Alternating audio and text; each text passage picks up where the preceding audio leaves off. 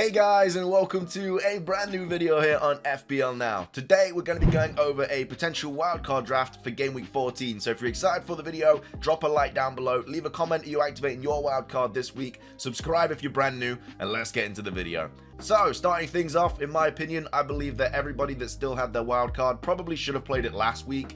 We're getting closer and closer to Game Week 16 now, and of course, after Game Week 16, we have the World Cup, where we are all getting unlimited transfers. So you've only got a few more weeks left to kind of really, I guess really just profit from a wildcard, because once everyone gets free transfers again after Game Week 16, I think a lot of people's teams are probably going to be quite template again. So if you've still got your wildcard, you kind of need to act and use it as soon as possible. Otherwise, if you use it in like Game Week 15 or 16, you're not really going to have much room to get a lot of points. But either way, if you haven't used it yet, use it this week. This is the wildcard that I've put together. So in goal, we do have Pope and Ward. Ward is just a playing keeper, 4.1 mil. Obviously, playing out of his skin lately, getting like 8-9 points, got like 4 clean sheets in the last 5. I don't know how they kept a clean sheet against Wolves, by the way. They had like 21 shots. And I'm surprised that Ward didn't come out with 3 bonus in that game. But of course, Castagna did get the assist. But yeah, if you were a Ward owner and you went that way after like a wildcard in like Game Week 9 or something, then, you know, pat on the back, because Ward has just been exceptional the last 4-5 games, which was completely different to how it was at the start of the season. But yeah, Ward is just your backup keeper. I've got Nick Pope. Newcastle just really good at keeping clean sheets at the moment, and I know they just conceded against Spurs, but they didn't really look like they were going to concede. I mean, there's a little bit of a question mark over whether, I think it was Emerson Royale might have been offside or something like that for Harry Kane's goal. I'm glad it wasn't offside, because I am a Kane owner and I'm not a double Newcastle defense owner. But yeah, apart from that, Spurs didn't really look like they were really going to score. And next up, Pope's got Villa and Southampton, so that's 2 really nice fixtures, which you could easily see Newcastle keeping clean sheets. You know, they're in top 4 now, and obviously everyone owns Trippier as well, so double Newcastle clean sheet I think is just the way to go. Obviously there's teams like City as well, where you would love double City defense, but their outfield players are just so much better. Whereas Newcastle, I mean, you've got the likes of Almiron, potentially Callum Wilson, obviously Isak's out, Wilson's an injury doubt, like all the time. Like he's always very injury prone. I mean, Almiron's obviously a really good shout this season, but yeah, I think double Newcastle defense is quite safe at this point in time. But either way, we've got Nick Pope and Ward in goal.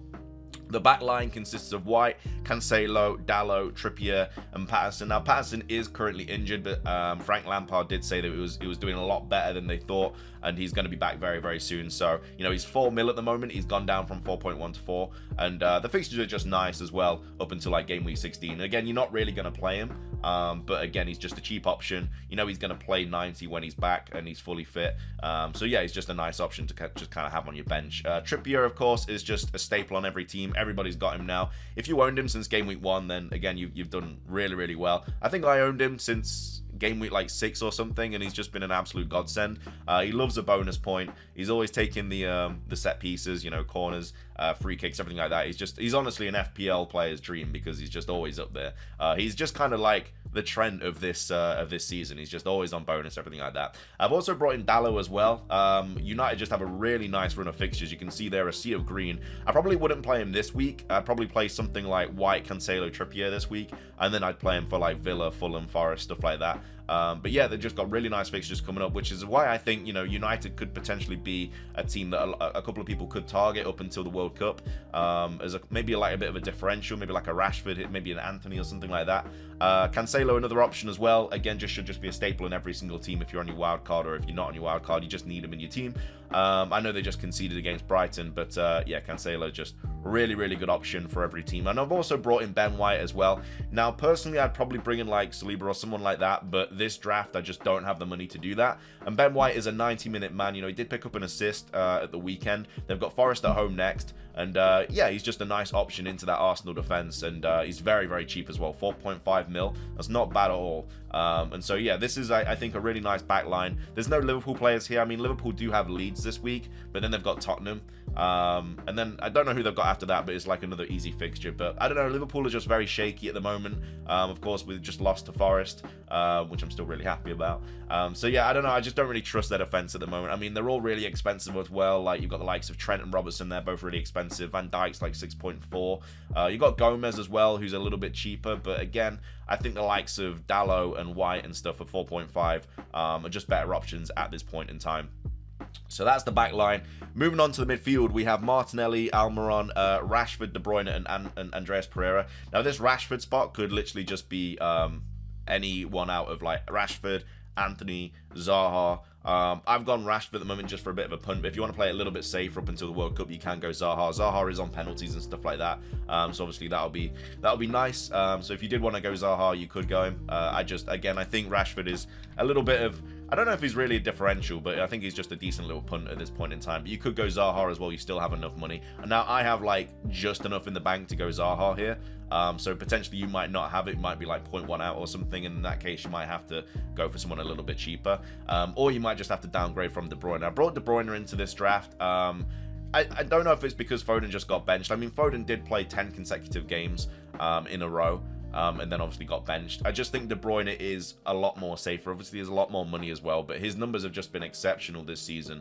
I think because Haaland is just doing so well, it's kind of overshadowing how well other players are doing. Like Kane is also having a really good season. You know, he's only blanked like twice in like the 13 games we've had so far. De Bruyne's numbers are like through the roof as well. You know, his assists and everything, his chances created, all through the roof. It's just Haaland is just doing so well. Everyone else is just, like I say, getting outclassed and overshadowed and stuff. But yeah, you could go Foden if you want. You could go De Bruyne. Just if you go Foden, I mean, you could use that money on Zaha and bring in someone a little bit more expensive if you wanted to. Or you could use it for like someone up front if you wanted to bring in like Darwin Núñez or something for Liverpool if he's back. I don't mind that move. It's honestly up to you. If you want to go Foden over De Bruyne, it does save up. It just free up a lot of funds for like players elsewhere. But yeah, Zaha's here. Almiron as well. You know, with the Newcastle fixtures they've just got coming up, you know, Aston Villa, Southampton, and even that Chelsea at home game. I think Newcastle are really, really good at home, and I don't think any team should be going to Newcastle and expecting like a result. They're really, really good. They're top 4 now. And Almiron is having the season of his life.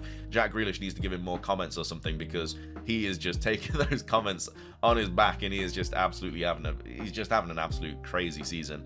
I think he's like the second highest scoring FPL asset this season. He's overtaken Salah as well, and he's like more than half the price, less than half the price. So insane numbers from Almiron this season. And yeah, he's just producing it every single game. So I don't like, why not have him on your team? You know, if you wanted to upgrade Andreas as well instead, and you wanted to get rid of De Bruyne, then that's also an option. But Andreas Pereira is also having a really good season. He's got 10 points, 2 assists. Could have had more the game week before as well.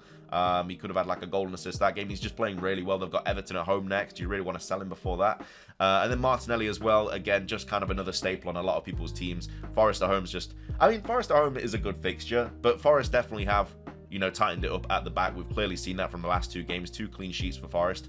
Of course, going to Arsenal is very difficult, but I don't know, as a Forest fan, I'm a little bit more optimistic now. I think Stevie Cooper's sorted us out, which I think, you know, it's still a good fixture. If you're a team like Arsenal at home, then obviously, yeah, you should comfortably win a game against the newly promoted Forest side at home. But I don't know, you never know. You thought that about Liverpool, but you saw what happened. So that's the midfield. And up top, we've got Tony, Haaland, and Kane.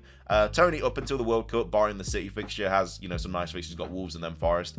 I mean, the City fixture, you could just get rid of him that week. I would like getting rid of him for, you know, if you did have money in the bank, you could easily get rid of him for like Darwin Núñez that week as like a 1-week punt. If it doesn't work out, you've got your free transfers anyway after game week 16, so you can easily get rid of him. You could bring in Jesus that week because they will have Wolves away.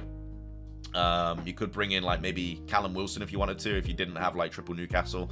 So there's a lot of options you could do with Tony in game week 16. But yeah, he's on penalties. Wolves have not been very good at all. I know Brentford just got beat 4-0 by Villa, but I think that was just kind of like the new manager bounce and everything. I don't know. There's something clearly going wrong with Steven Gerrard at Villa for them to then, after he gets sacked, instantly win 4-0 against Brentford, who have been pretty good this season. But yeah, I think Wolves and Forest, you know, I mean, I think the Forest game is obviously, I honestly think the Forest game is going to be harder than the Wolves game. So yeah, Wolves at home I think is a fixture that Tony can definitely enjoy. Hopefully get a couple of goals there. And then obviously Haaland, just because it's Haaland. And then Kane, like I say, he's only blanked twice out of 13 game weeks or something like that. It's really crazy numbers. So yeah, has Bournemouth away next. And then they've got Liverpool at home as well, but I mean, Liverpool aren't great. I mean, Spurs haven't really been not that good over the last couple of fixtures either. But I definitely think Spurs can win that Liverpool game for sure, 100%. So that's kind of the wildcard draft. Again, there's a lot that you could obviously change. This is just kind of like a small kind of idea. If you did want to get rid of De Bruyne and you wanted to bring in Foden, it does give you quite a bit of money left in the bank. Gives you like 3.94 mil left in the bank. So again, that allows you to do a lot of different things. You could upgrade Zaha to somebody else. You could upgrade Andres Pereira to someone else. You could upgrade Tony to someone else. Like, you could keep that money in the bank as well for like I say, game weeks coming up later on. But I don't know, like, the midfielder's really cheap. Like, you could bring in Saka as well if you wanted to. Like, if you wanted to have Saka instead of Zaha, I don't mind that move either. That's quite a nice option as well. Saka on penalties too. It's just obviously the game week after you've got 3 players playing Chelsea. But I mean, I guess you could play like Cancelo, Dalot, Trippier. You could do like a 3-4-3. I don't know. It's a tough one going in with 3 Arsenal players, but I don't mind that either. And then obviously you've still got a bit of money left over for other players and stuff. So yeah, the midfield's definitely down for tinkering, but I think the back line and the forward spots are pretty okay. Either way, that's going to be the wildcard draft for game week 14. Like I say, you need to use your wildcard, because if you don't use it for game week 14, you're only going to have game week 15 and game week 16 left. And that's 2 game weeks that, again, for a wildcard, you're kind of using it for at least like 6 or 7 game weeks. But either way, play it how you want to play it. That's just my 2 cents on it. Thank you so much for watching. If you did enjoy, drop a like down below. It's trying at 50 likes. Leave a comment. What are your thoughts on this draft? You activating your wildcard? Subscribe if you're brand new. It's everything from me, though. Have a fantastic rest of your day, and until next time, peace.